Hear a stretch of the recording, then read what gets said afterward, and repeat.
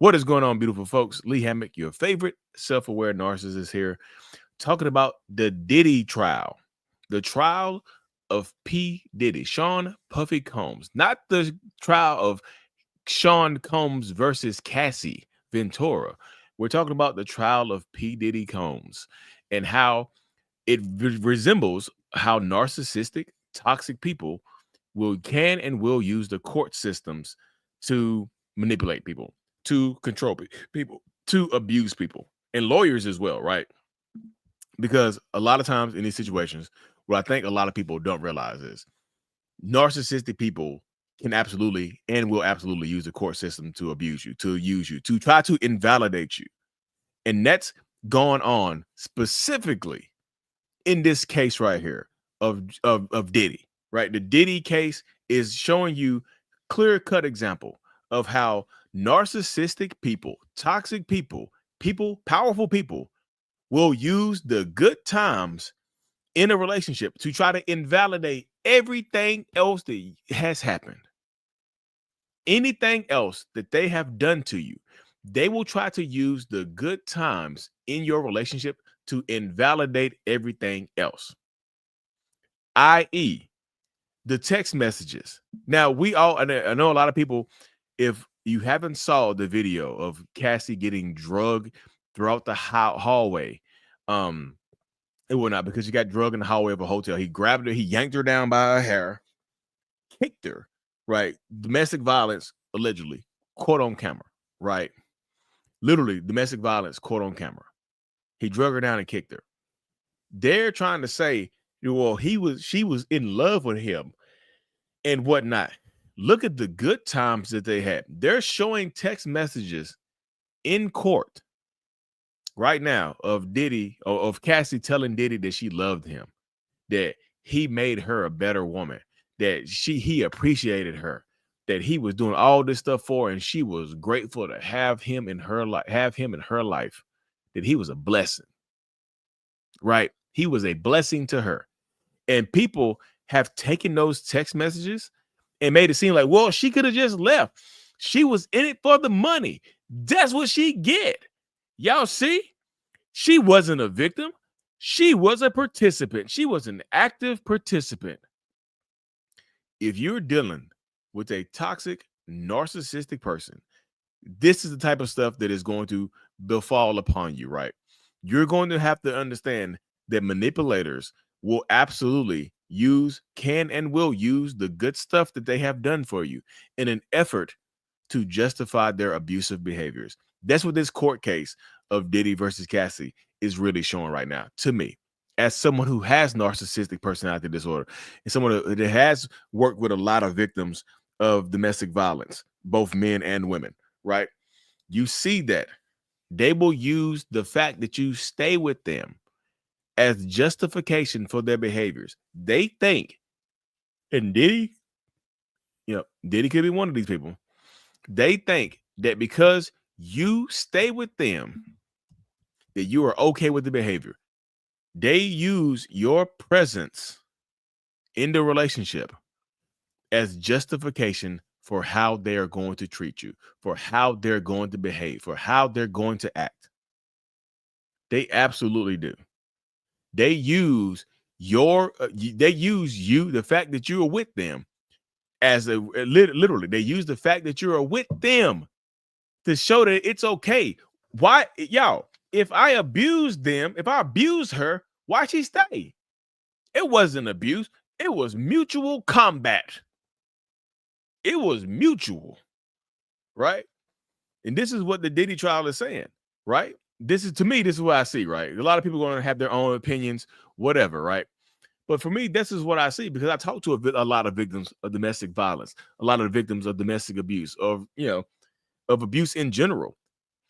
This is how they get into the courtrooms, and they use your words against you. And this is what I tell people.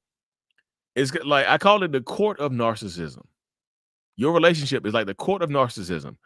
Whatever you say, whatever you say can and will be used against you in a court of narcissism. Whatever you text me can and will be used against you in the court of narcissism.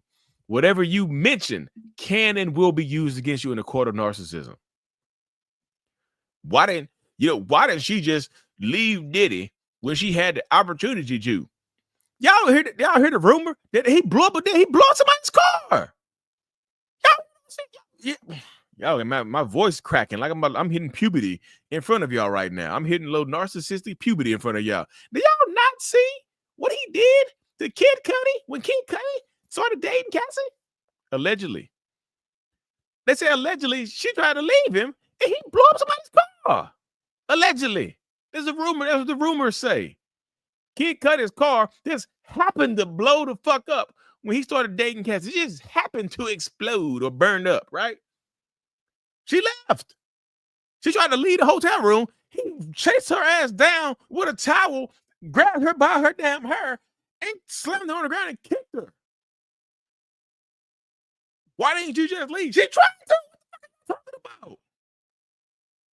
You see what I'm saying? Yeah. She tried to. And she got slammed on the ground and kicked. Why does she just leave? Google, a lot of times when people are trying to leave relationships, they get their ass, they lose their lives for leaving an abusive relationship. They lose their life for leaving a toxic relationship. Why didn't you just leave it? Couldn't have been me. Couldn't have been me. Allegedly, for what I've heard, what I've seen, they said that they got recordings of her being pissed on. Right? There's recordings of her getting pissed on everywhere. Who want the world to see that right there? Who want the world to say, I'm not saying this is what happened, but this is what could happen to other people. If you leave me, I'm gonna expose this to the church. I'm gonna show your grandma. I'm pretty sure your grandma would enjoy watching you get pissed on, wouldn't she? Y'all know Grandma Geraldine loved to watch people getting pissed on. No, she loves you. I ain't know, unless your grandma got a shit fetish, she ain't gonna want to see these videos. So you bet not leave me. You mean she bet not leave me? You mean they bet not leave me? This is what happens in these types of relationship dynamics.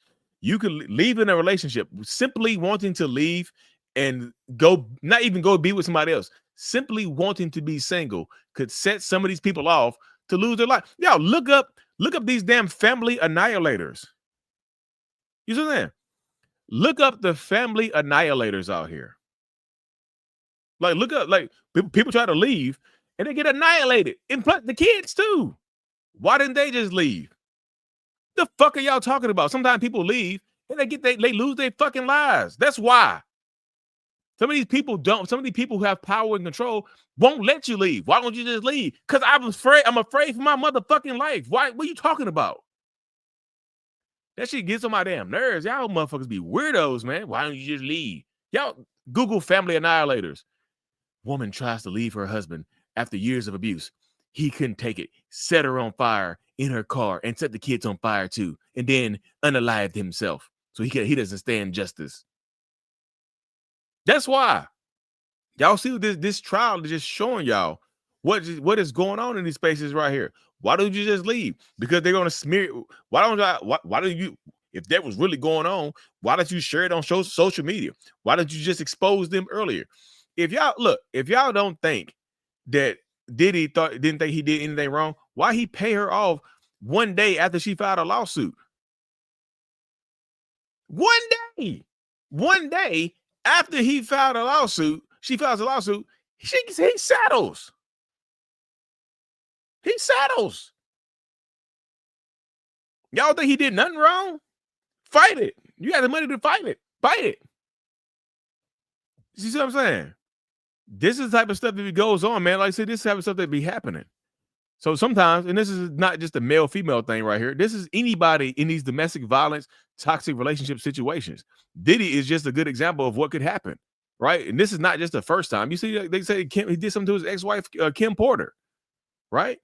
Sometimes the fear, who's that there? Yes, the fear will absolutely make you stay. Sometimes you have kids by these people. Sometimes you're financially tied to them. They can ruin your life, right? There's so many different reasons, right? Because truth be told, I used to be one of those. Why don't you just leave people? I used to be one of those people. because I was ignorant to how the inner workings of the mind works, right? I thought leaving was just simple. I thought leaving was simplistic, right? I thought leaving was a simple thing. You can do just leave, just break up with them. But when you start to talk to so many people, right? You start talking to so many people, you start to understand it's like it's not as simple as it's not as simple because sometimes you a stay-at-home parent, they got all the money, everything's in their name. Y'all live across the country from your support system. They've isolated you away from your support system. You don't talk to your friends and family anymore. You see what I'm saying? So leaving is not just that simple for a lot of people, y'all. It really don't. It really is not that simple for a lot of people. Could it be simple for some people? Yeah, it could be simple for some people. But not everybody's situation is going to be the same. Right. And I think, and this is what I think as well. There's so many people that out there that think because you go for a rich person, you go for a successful person, that you deserve what you get. That's another example of what's going on in this Diddy case as well. There are so many people out there that think because you dated or you married a rich person, you deserve what you get. You knew what he was all about. You just thought you were special. That's what your ass get.